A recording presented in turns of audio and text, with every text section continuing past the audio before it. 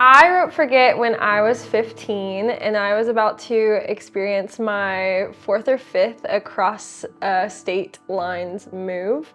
So it was the 4th or 5th time that I had left behind family and friends and community. And there was this like horrible dread that came with moving again. This thought of like, okay, well, when I move, my whole world changes and I miss these people and I miss this community because I don't have community anymore.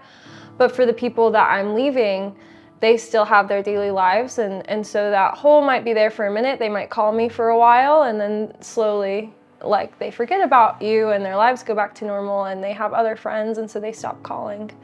And I had already experienced that so much by the time I was 15 that I just thought, okay, well, what happens if one day I die and people just stop remembering that I was ever alive?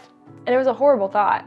And so I sat down and I wrote it on the guitar. So Forget is about the dread of ending relationships and yeah, that feeling of not being able to call. My favorite part is the guitar solo. I really love whenever Tanner wrote that part. We had kind of gone back and forth on it. I think he mentioned that too, of like, okay, it was too soft and then it was too hard and then it was like perfect. And he came to practice with it and my mind was blown. And I just thought, yes, this communicates everything I've ever wanted this song to communicate. And then we started adding in more and more musicians. And suddenly it was the song that I'd always wanted it to be when I was 15.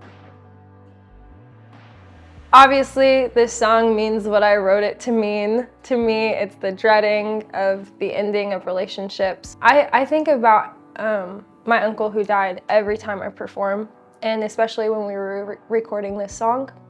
And I still follow some of my high school friends and my middle school friends, and I get dinner with some people from my childhood.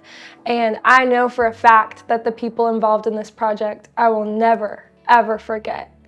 And so something that's been really encouraging to me is that, yeah, lives move on and, you know, you don't call as much, but people aren't forgotten. They live in our heads and our hearts forever.